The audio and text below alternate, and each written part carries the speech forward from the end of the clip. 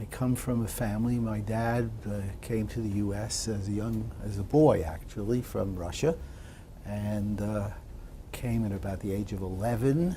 Didn't get a lot of education, had a small business. My mother's family was in the U.S. somewhat longer. Her mother came to the U.S. In my grandmother's family, it turns out there are quite a lot of scientists, interestingly enough. I'm hardly unique amongst those. So I was born in Brooklyn, in New York City, educated there through college and medical school. And then after that and marriage, I was off to Boston for an internship and residency. I came to the National Institutes of Health initially in 1962 to do the equivalent of military service. I worked in the endocrinology branch of the National Cancer Institute and had the good fortune to be associated with a group which had developed the first cure for metastatic cancer with drugs. And this was for a disease called choriocarcinoma, which is a malignancy of the trophoblast. Roy Hertz, who had been the head of that unit, had shown that methotrexate treatment could literally cure 70 to 80% of the affected women. So I spent 2 years on that service, a year as a clinician, and night times the first year and full time the second year doing actually immunologically based work in endocrinology. The best accomplishment from that era was our development of the first radioimmunoassay for thyroid stimulating hormone, which I did with senior advisor Bill Odell and a colleague, Jack Wilbur. So that brings me through 1964. At that time, I had pretty much decided that I wanted to do immunology. And I had, during my internship somewhat earlier, worked nights again, and we had a bit of an elective with a rheumatologist who was interested in amyloidosis, a man named Alan Cohn. And Alan wanted me to come back to BU, which is where I had done my work as a member of his rheumatology group. But I felt before I could imagine that, I'd have to get better training in immunology. And I applied to several groups. There were two in particular that I really wanted to go to. One was headed by Henry Kunkel, who, of course, most immunologists will realize one of the great figures of our science. But Henry demurred and didn't find he had room for me in his lab. But the other person who I was terribly anxious to work with was Baruch Ben-Asaraf. And indeed, Baruch was able to take me, so I worked a mile south of the Rockefeller University at New York University with Ben-Asaraf. That turned out to be one of the really best decisions and events for me in terms of training. I got to work in a small research group at the time. Ben-Asaraf, who was subsequently a president of the AAI, a chief of the Laboratory of Immunology, department chair at Harvard, the head of the Dana-Farber Cancer Institute, and of course a Nobel laureate.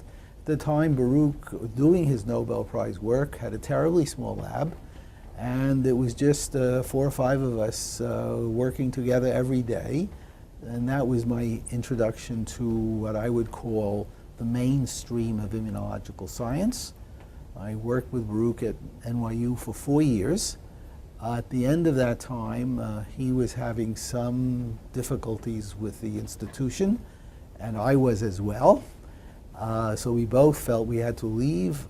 He was recruited to NIH and was generous enough to ask me to accompany him. So in 1968, he and I and another colleague, Ira Green, came from New York University to the Laboratory of Immunology at NIAID.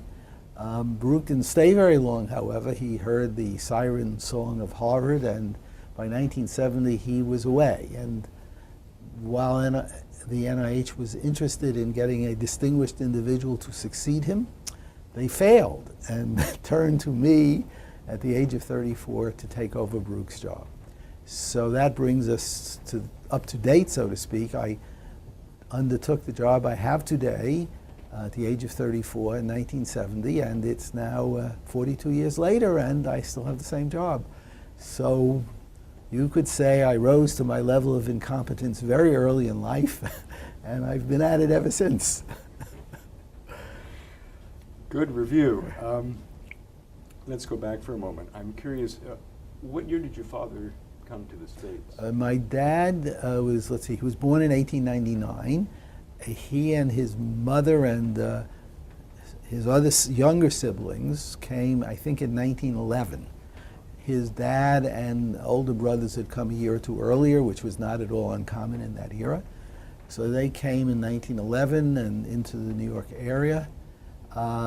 He did have some schooling, I don't really know how much, but he set himself up in a small business, which is what he did for the rest of his life. And what kind of a small He was he had an automobile repair business. In Brooklyn? In Brooklyn, that's correct. And tell me a little bit about your mother's scientific family background. So my grandmother came from a large family. Her maiden name was Geschwind. There were a lot of brothers and sisters, and there were, in my mother's generation, 3 boys, her cousins, who all became quite well-known scientists. One was Norman Geschwind, who was the professor of neurology at Harvard Medical School, known for being sort of the father of behavioral neurology in the United States. And a very extremely well thought of individual. His older brother, Irving Geschwind, was worked on protein hormones. He had worked in the laboratory of the leader in that field, a man named C.H. Lee, and then went off on his own and was a leading figure at UC Davis. And another cousin, Stanley Geschwind, was a physicist. I think he headed for some period of time at least a theoretical division at Bell Labs. And Stanley has 2 sons, both of whom are very well-known neurobiologists, who are one at UCLA, I think, and one at UCSF. Another cousin was also in the physical sciences. So strangely enough, there turned out to be quite an interesting number of individuals who did science basically in my mother's generation and to a degree in